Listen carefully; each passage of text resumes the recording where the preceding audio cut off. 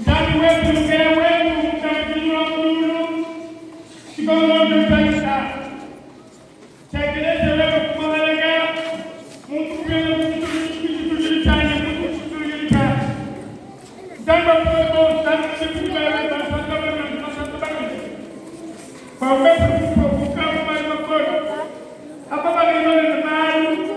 kwa mkusanyiko wewe tujini wewe